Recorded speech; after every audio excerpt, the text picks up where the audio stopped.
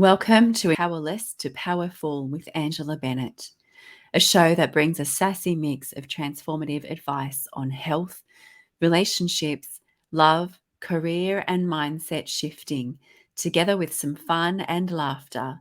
Powerless to Powerful with Angela Bennett begins now. Welcome to Powerless to Powerful with my special guest, Dawn Lieck, all the way from America, across the other side of the world.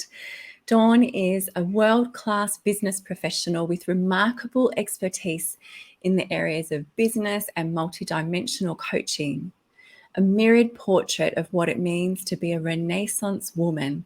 Dawn's abilities have earned her professional respect amongst generational influencers. She's an international speaker, best-selling author multiple times, and the CEO of both Finally Free LLC and Dawn Lieck Enterprise, is affectionately known as the Transformation Life Coach. Dawn helps successful professionals harness their true potential by putting them in touch with themselves on an intrinsic level. Having an unyielding passion for personal development, Dawn motivates clients to renew their perspective, conquer fear, and to create life balance using a system of pragmatic strategies. Dawn's mantra is simple: do it scared. Yes, yes. I love that. Dawn, welcome to Powerless to Powerful. Thank you so much for having me. It's such an honor to be here. Such an honor to have you. Do it scared. I love Yes. that. I think that I made that my mantra because let's face it, if we don't do it scared, we wouldn't do it at all, right? Nothing would happen. I mean, every living being has fear of some sort. And so if we just let that take over, we wouldn't accomplish a single thing. So everything that I do, even though I'm people often say you're such an extrovert. Well, really, I'm not. I do it scared. My little secret is that every single thing that I do, every show, every project, everything that I do, I am absolutely terrified. But I've learned to just do it scared. And so the more you do it scared, the easier it gets. That's so true. And even I remember the first time I was on a call with you in one of our books, because we're in multiple books together and have worked on multiple projects together, which is just so cool. But I remember the first time I was on an interview or a meeting with you guys, and I was so nervous, could barely speak. My voice was cracking, my palms were sweaty. And I was looking at you going, oh my gosh, one day I'll just be as comfortable in front of the camera as Dawn and all these other incredible women that I'm surrounded by. And here I am, my own podcast. And look at you. Look at you. And that's it. And that's one of the amazing things I find the most fulfilling for me in being an anthology coach is watching the authors. Exactly. I use this example all the time. I had an author in my very first book, and we had our first Zoom call with all the authors so that I could meet everybody. We could all meet each other, get to know each other. And I asked them to tell a little bit about their story. And it got to her, and she announced that this was the first time she had ever been on a Zoom call. And she thanked God that she was able to get on it.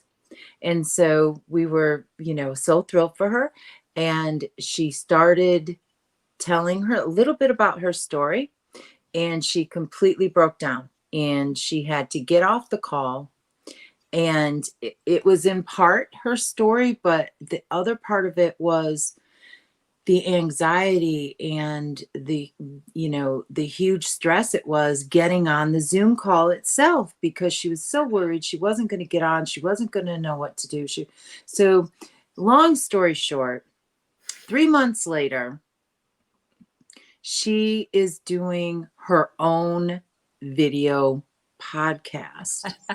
And so that, to me, writing your story is so freeing. It's such a healing process that people don't understand at the very beginning.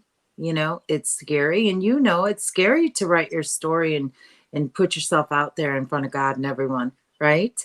And then at the end of it, that's why that's why the name of my company is Finally Free, because that's it. It just lifts it. It just takes it.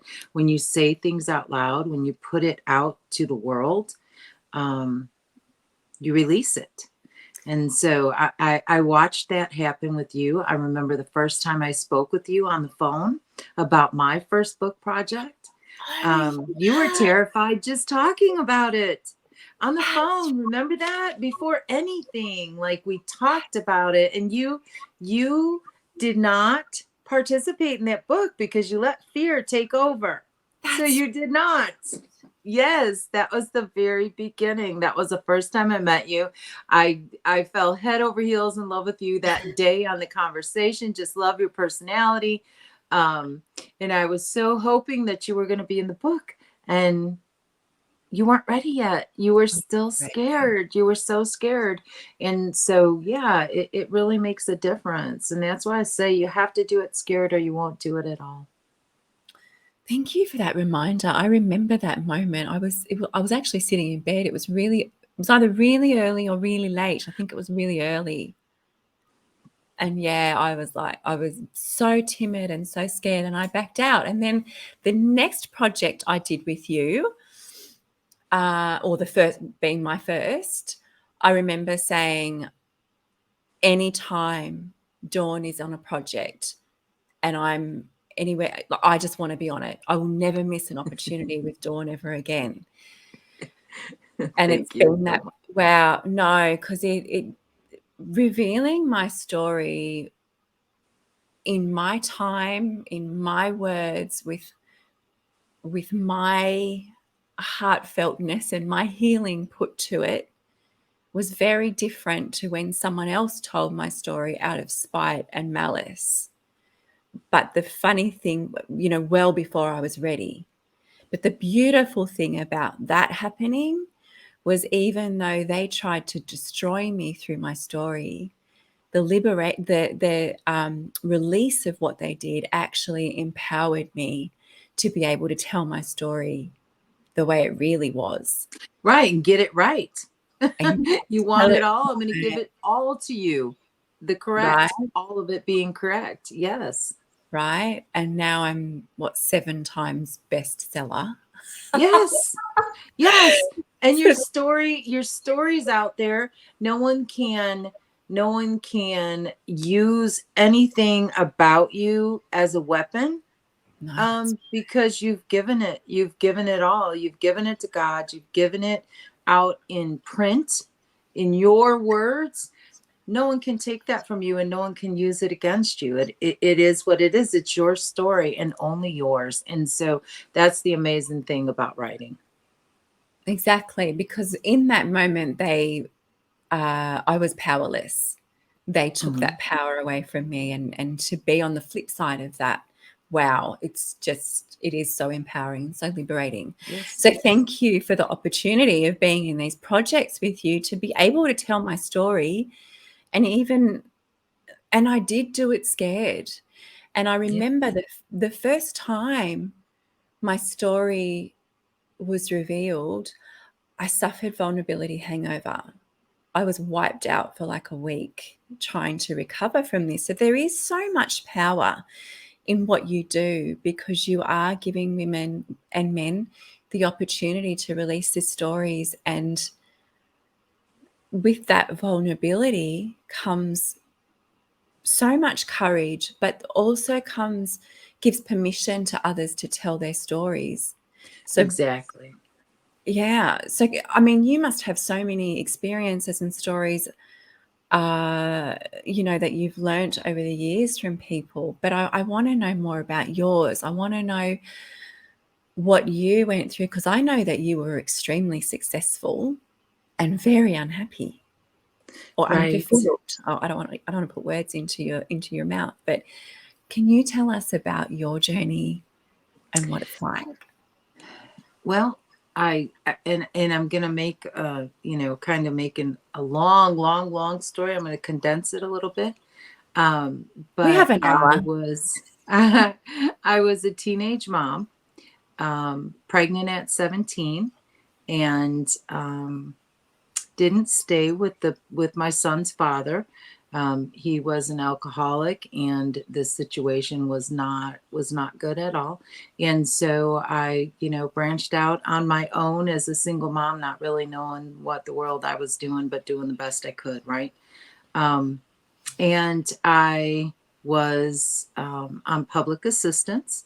I did not graduate. I did not go to college. I had no work experience whatsoever.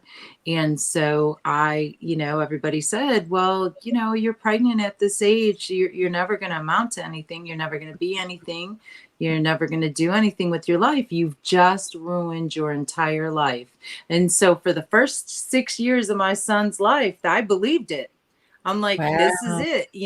This is it. I'm going to get this welfare check and these food stamps, and I'm just going to do the best that I can do. My checks didn't cover the rent. And so, Wow. I started cleaning people's houses. And so that's what I did. Once my son got in school, I was out cleaning people's toilets for the day. I mean, that was it, because I didn't have the courage. I didn't have really the support. I had two sisters that were very supportive. I will say I can't say I did not have any support. But so many things were instilled in me that I wasn't going to amount to anything, that I just believed it. And it took me quite some time for that, for that for me to be able to release that. I ended up getting a job, and I did very well at it. And I figured out, wow, I can do something. I am good at this. It was a marketing position, telemarketing. And so I started out, hourly as a telemarketer, and I just was blessed enough to work for a company that promoted from performance versus tenure or anything like that. So if you performed well, you could get promoted. And so I got promoted time and time and time again, up to $250,000 a year. And so that was what I did. But it was a very stressful job. I ended up in the interim, getting married, because my mother told me that you don't need to worry about anything else. You just need to find a father for that boy. You need a father for that boy. So I got married, and probably shouldn't have. But I was married for 20 years. Wow. Yeah, 20 years. In 20 years at that job, and making the $250,000 a year, and I had everything that society says that we should have, right? I had the house, I had the cars, I had the handbags, I had the money coming out my ears, I had the Yep. husband, I had the child, everything that we're supposed to, strive for. The American dream. I was living the dream, and I was absolutely miserable. Yeah. And the stress from the job, um, the marriage that wasn't going anywhere, it was just a lot. And so I finally made the decision to leave the job, walk away from that kind of money. People thought I was crazy. Yep. Um, Walked away from the job, walked away from the husband, walked away Wow. from the house, just left everything and left the state, and moved 1,000 miles away by myself and started over at 45 years old. And that's where the story begins. Because I finally realized, throughout the entire time of those, 20 plus years, was that I did everything to please everyone else. I Uh-huh. never put my own thoughts into play, my wants, my needs. I was the best mom. I was the best wife. I was the best worker. I was the best daughter. I was the best sister, just everything for everybody. And then one day I just said to myself, there has to be more than this. There has to be. There's too much left in me, too much passion left in me to settle for this that does not make me happy. And so that's why I did what I did, and I started over. And it was quite the transformation, to say the least, to go from that kind of money to no money. It it really was humbling, to say the least. But I tell people I traded my Prada bags for sunsets. Right. Because that's just it, realizing how much turmoil was inside me, so I could actually be at peace, because for the first time in my life I was able to put myself first. Yeah. And I think that any person, not just women, any person, stop and think about it for a minute and put no one above you except God. Yeah. No one above you. No man, no woman, no child. You have to be your number one priority, so that you can, be all of these other things. You can't just be all of these other things for all of these other people and not be anyone for yourself. And so that was something I learned. I mean, I was so far into my life, 45 years old, and I'm like, there's not, at that age, you start thinking, well, how much time is there left? I want to go dancing. I don't want to sit here and watch TV. I want to go dancing. I want to do things. There's just so much left in me. And so that's where I'm at now. I do what I want to do when I want to do it. And I'm obedient. When things come to me, I follow through, whether I'm terrified or not. Most times I am. But, but God takes me through it. He takes me through it. He doesn't show us anything, or, ask anything of us that he's not going to follow us through. And so if we have the courage, we can do it. And the one thing is fear. And I coach a lot, and I speak a lot on fear, because had I let oh my gosh, you want to talk about terrified. I'm the type of person, like, I get anxious when I change, like you said, you just rearranged your office. That would, like, rearranging the living room furniture or my bedroom furniture, like, throws me, it puts me out. Do you hear me? Like, it puts me way out for about a month. I am a very much creature of habit. I don't like, I'm like, oh my God, where are my pens going to go now? They were supposed to go here, and now where are they going to go? So this is the type of turmoil that I was going through, because understand, I left everything I had ever known. I left my house, my family, my everything. And so, and like crazy person, moved to another state where I didn't know anybody, That's went to a job where I didn't know anybody. But the reason I did that is because I knew that if I moved out of my house and I stayed in the area, my husband would come there, and he was my comfort zone. So I would take him back. And it wasn't that our marriage was bad. It really wasn't. We didn't fight. We didn't argue. It was just we had outgrown each other. And so if I wanted to continue to settle and be comfortable, we would, we'd still be together. But I just knew I couldn't. I knew there was more. But fear will stop us from doing everything. yeah. I liken fear to the enemy, because God gives us a purpose. He gives us these things that he has set for us to do.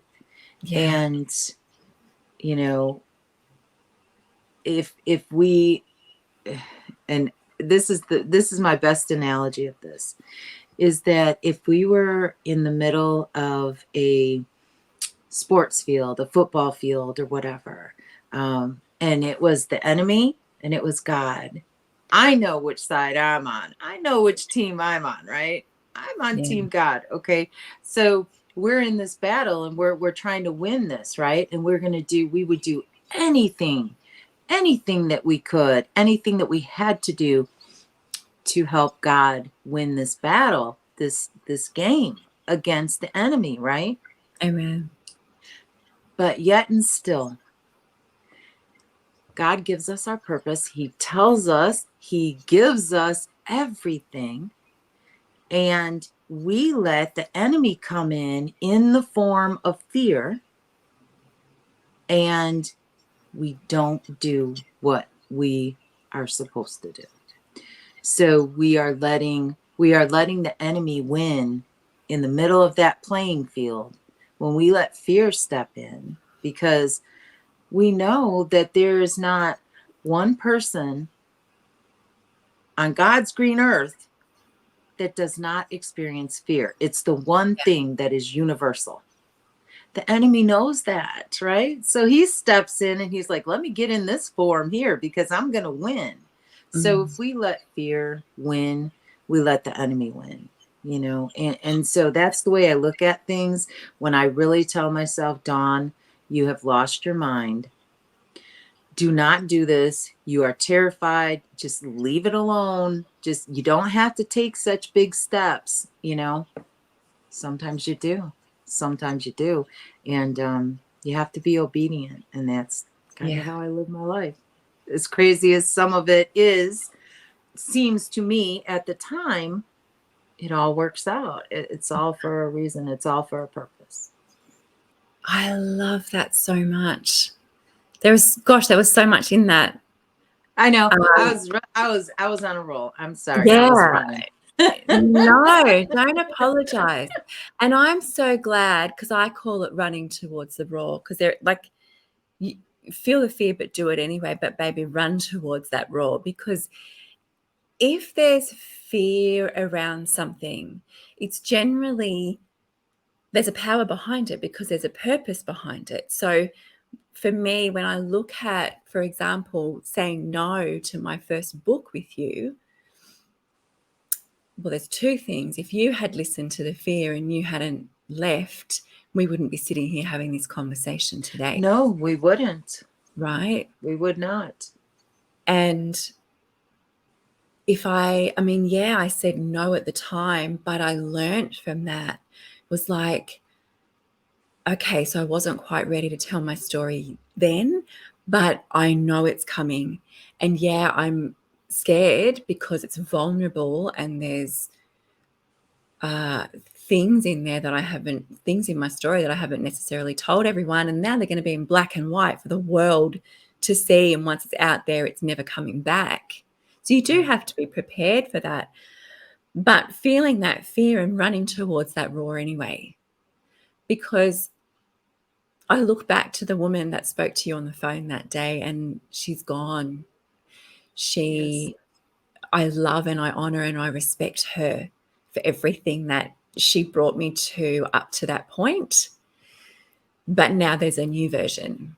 And yes. it is just gradual. It is, the more you step through that fear, the easier it becomes, I suppose. Sometimes the fears become bigger and you have to take a more courageous step. But just because your purpose is, you're getting bigger. Does that make sense? Yep.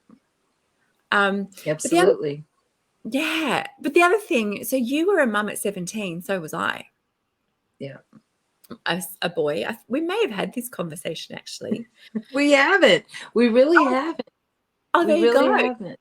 Yeah. So I was pregnant with my first at 17 with a boy. He's now 29 next month. And it's really interesting. Everyone else's opinions, as Les Brown says, everyone else's opinions is none of your business. Right. Like, I mean, look at what those people said to you. And I know that they meant it probably with love, But look at you now. I mean, look what you built yourself up to, and then look at you now. It's just like, well done. Nice Thank you. work. Thank you. And you as well, lady. Thank you. I There's love something, it. yeah, I love it too. There's something about your 40s that makes you look at your life and go, huh, do I Yeah, want to kill? absolutely. Because, at 39, or right at 40 is I guess when I hit 40, it started kicking in. And it took me 5 years to get the courage and the wherewithal to actually make the move. 5 years of my life that I was absolutely miserable, and I was so afraid. I had created such an amazing lifestyle for us with all of that money, right? And my husband, at the time, he made good money too. And so there was just money flowing, the checkbook was never balanced. It was just like a never ending, flow. Yeah. And so, I was so worried. And that was the biggest thing, was I was so worried, if I leave, oh my God. My sister said something so profound to me one day. She said, Dawn, you know what your problem is? And I said, well, I'm sure there's many, and I'm sure you're going to tell me whatever it is. And she said, you need to stop making people's lives better than what they'd make for themselves. Oof. And I didn't really get it. And then later on, I thought about it, and I was like, it's true. He wouldn't make the sacrifices that I was making in my life, being miserable and going through all the stress and everything. He wouldn't go through all of that to live the lifestyle. He'd just be like, okay, I'm not living the lifestyle because I'm not putting up with that crap, or I'm not doing it. But yet I felt obligated to do it so that he could keep that lifestyle. And so my sister saying that to me was like a profound moment, where I really looked at things and I said, oh my gosh, she's absolutely right. Absolutely correct. Yeah. That's when the eyes opened. There's no closing them. Once that's what I say. You cannot, once you see, you cannot unsee. That is so true. I love that saying. Mm-hmm. It's really brave to walk away from your comfort zone. And comfort zone is an interesting word because, like you, I mean, my situation was a little bit different, but I had a bottomless credit card and everything was funded, and it was an incredible lifestyle, but there was no fulfillment. There were fulfillments momentarily, when you'd go on your big shopping spree, or your fine wine Yes. and fine dining and wining, and your holidays, and it's fun, but it was empty for me at the time. And there was a point to that, but where's it gone? It's gone. But I think there comes a Comfort moment. zone. That comfort Comfort zone. zone. Yes, and it's actually not that comfortable. It's So not. It it's is not. momentarily, just like you said, momentarily. It is. And I think about when you were talking about your 40s just then, it's like men have a midlife crisis. Women, I call it a women's 40s awakening, Yeah. because it's really when we look at our lives and go, where am I not fulfilled? Where can I improve? What can I change? All these things. And it's really brave to step out of that comfort zone into the unknown. It takes so much courage. It, and I say thank you to that. However, at the time, it didn't really seem courageous. It seemed to me absolutely ludicrous, ridiculous. Um, you know, maybe on the verge of losing my entire mind. Especially, like, I drove from Illinois to Mississippi, which is just about 1,000 miles. And I never stopped crying the whole time. And then by the time I got halfway here, I had to stop because I had to physically be ill, because I'm like, what am I doing? What am I doing? I'm like throwing up, going down the road. I'm like, what are you thinking? I was like, Billy Badass for, about 5 minutes down the road.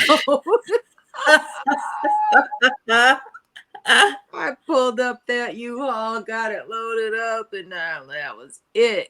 Took very few things, and I didn't tell anybody I was leaving because I didn't want anybody, giving me anything about it. I just I just had to go. Yeah. And so yeah, I just that morning just pulled up with the little trailer thing and threw a couple of things in there, and down the road I went. Like I said, I was bad for about 5 minutes down the road. I'm like, ruh-roh. What do we do now? What do we do now? Yeah, just keep driving, Dawn. Yeah, it was something. It doesn't, I mean, when I look back on it now, I don't even now know really how I did that. I'm so thankful and happy that I did, Yeah. but it's almost like it was another person, Well, really, it was another person at that time. Like you said, it was not this. It was not this Dawn, um, So I guess it was almost like being in survival mode. I think that's what made the adrenaline push me through, was just wanting something more for Yeah. myself. Yeah. And so, what's one of the lessons that you've learned that you could share with the audience about feeling the fear and doing it anyway? And, taking that massive step. And I mean, when you look back at how your life was with all of the material stuff and then into now, what's one of the greatest lessons? I think that the biggest thing that I'm thankful for, and well, not the biggest, but one of the biggest, was my ability to take the time, that 5 years, and granted, it was much longer than it should have been. But 5 years, there was ample time, and I took that time to plan very strategically. And so you have to have a plan. If there's and it sounded, I mean, like the story I just told sounded kind of willy-nilly, like I just rolled up that U-Haul and took off. No, that was years in the making. Okay. Now the actual U-Haul pulling up and nobody knowing I was leaving, that was a little sketchy, but I had the plan. Okay, I had a plan for this whole thing. And so you have to plan everything out step by step, and don't just I just wrote a chapter about an outcome list. And And instead of writing, did you say an outcome list? yes, an outcome Okay. list, Uh-huh. because we all write to-do lists, right? Uh-huh. And so I use the example of my to-do list might say, I want to clean the bathroom, do the laundry, start a new LLC, run for president of the United States, whatever comes to me, that would go on the to-do list. And so, of course, for today's projects, I'm going to clean the bathroom, I'm going to do the laundry, and then that new business LLC and the presidency, that's going to get on tomorrow's list. And Yeah. then tomorrow, the same thing. It's going to get on the next day's list, and the next day, and the next day. And then it's not going to happen, right? So an outcome list takes that LLC that I, may want to start, and I break it down. So you have to break it down. What are 3 things that you would need to do to start an LLC. Okay, so maybe on today's list, on today's outcome list, it's going to have research on the internet. What are the requirements? How much is it? How do I do this? Let me do some research and figure this out. Then I need to come up with a name of a business and all of those small things that lead up to that big thing on there, start a new business. If you break it down into steps, then at the end of it, you've got an outcome, not just a to-do. You've got your desired outcome at the end of it. And so that's kind of how I made my whole move. You say it's courageous. I say it was a very, very masterful plan, if that's a word, of how to make that move and do those things. And so I think the biggest thing for anything that you want to accomplish in your life is a plan, whether it be personal or a business plan, whatever it is. Write down the steps that it's going to take to accomplish that desired outcome. Don't just put a to-do list, like run for president, because I'm not there yet. I finally took it off the list, but it's so funny. So that's probably, one of the things that helps me through everything that I do is a plan, a written plan. Now I want to say that I want to really accentuate that word, written, because if it is just a plan in our mind, like I know I want to do this and I'm thinking the steps through and it's in my head,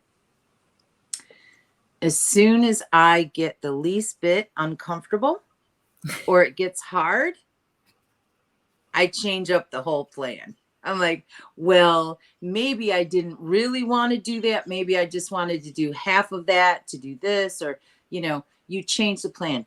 But if you write it out, that initial plan will always be there in black and white. And you can go back and you can look at it and you can see when you're trying to cop out.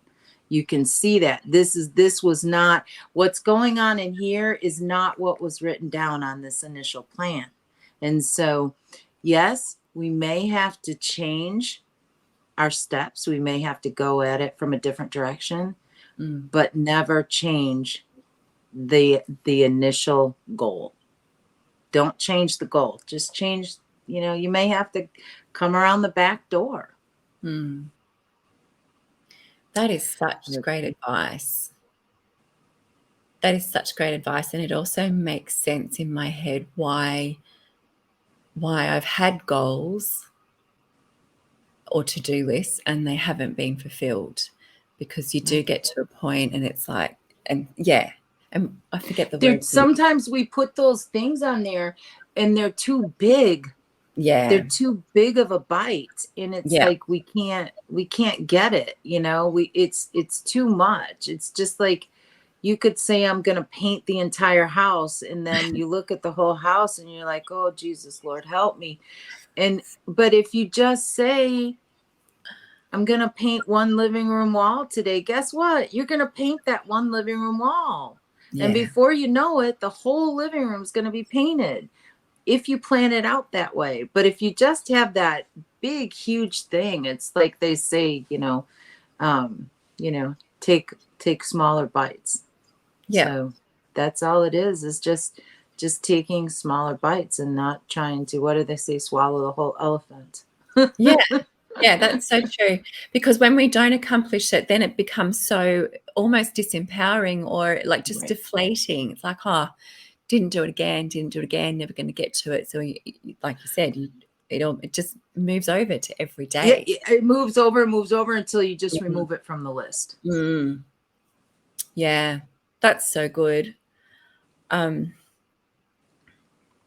So I knew I had something else and now it skipped for a sec. But what's next for you? Because you are an anthology coach.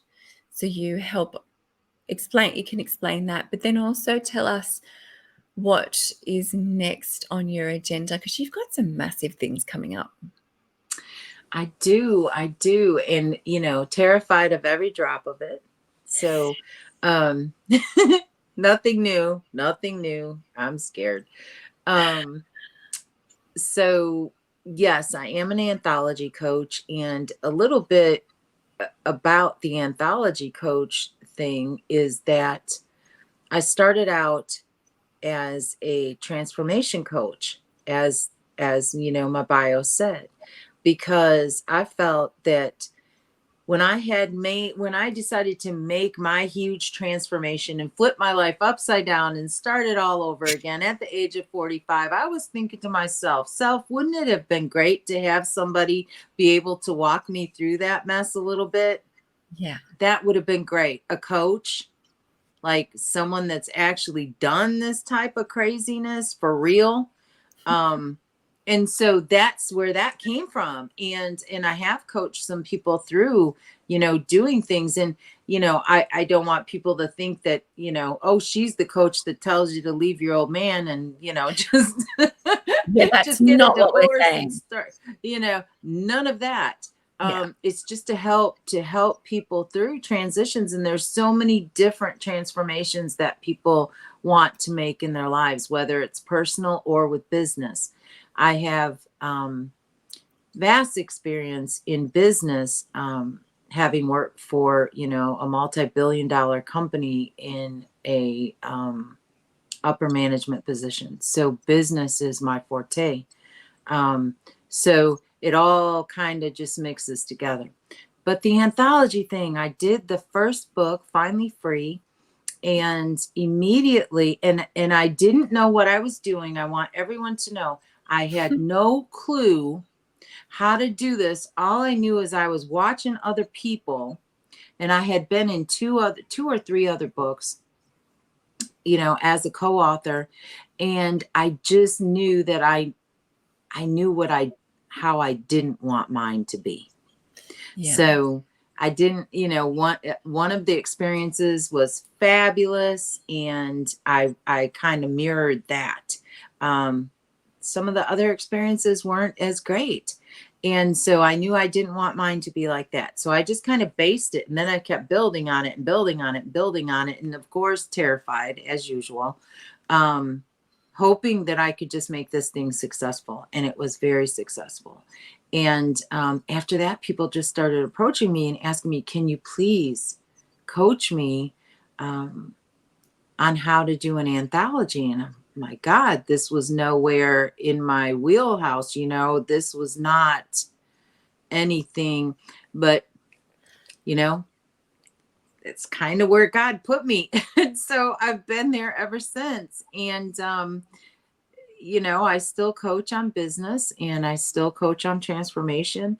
I don't ever coach on anything that I have not personally lived through or done. And so if it looks like I'm coaching on numerous different things, sometimes people say, jack of all trades, master of none. I feel like anything that I've coached on, I've mastered. So I'm not just coaching to be coaching. I'm not trying to take people's money for things that I'm not equipped to help them through. So everybody just kept coming for the anthologies, and so I just started rolling with it, and I absolutely adore it. I adore the transformation, and in all, God, he works his ways, right? Because I really wanted to coach on transformation, and these anthologies, like, are such a huge transformation for these authors every single time, just like yourself, Ange. I mean, Yeah. I watch, and it is so fulfilling to me to just watch, like, at the beginning of the project till the end of the project. And I'm addicted to it. I love it. I just love it. So that's where I'm at. And I do what I have going on is I have a few projects of clients that are doing anthologies right now. I have one of my own anthologies that really, to be honest with you, I've been so busy that I kind of launched, but I haven't finished launching. I'm like, I got other people's projects to do, but it is called Ride or Die. and it is a tribute to true friendship. So it is, it enables the authors to write a chapter about their bestie or whomever it may be. It may be their mom, it may be their sister, it may be their spouse, whoever is their ride or die. And so that'll be coming out. I've got it out there now, but I haven't got all that together. What I've been working on is Bosses at Sea cruise conference workshop that is coming in September.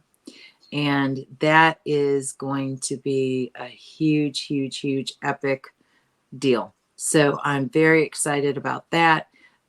We're going to, do some business bossing and have some vacation fun all in one, on the islands. And so, yeah, that one right there is a big step. That one's a big one. Yeah, I was talking with Dr. Pamela Henkel about that while I was in Vegas, and I was thinking of going, but I've already been booked for another conference with Dr. Nora. So I'm like, maybe I can get a boat out to where they'll be, wherever they've moored at that point. I don't know, something to talk about. But that one sounds so exciting.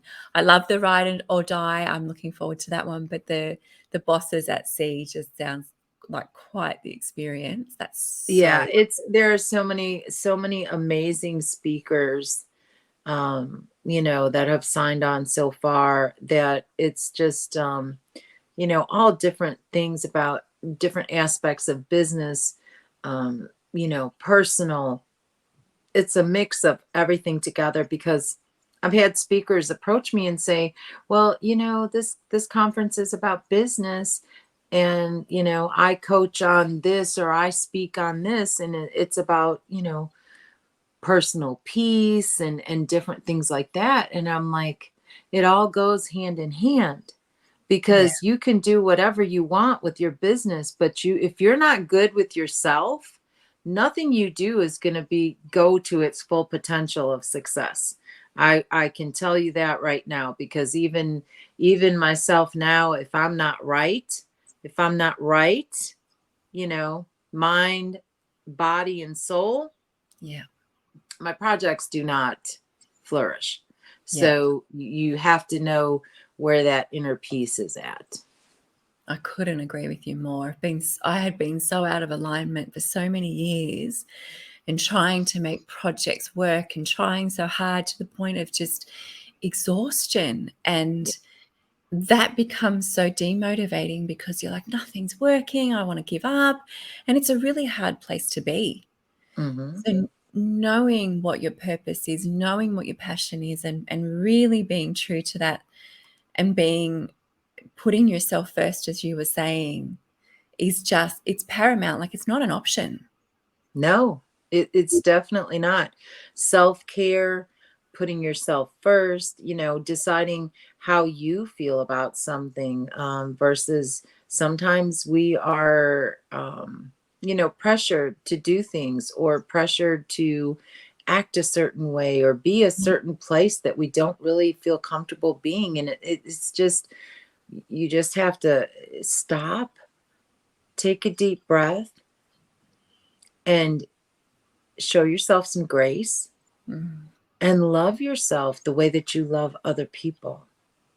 Because I find that, gosh, sometimes when I'm talking to myself, I would never, ever, ever in my life speak to another human being that way.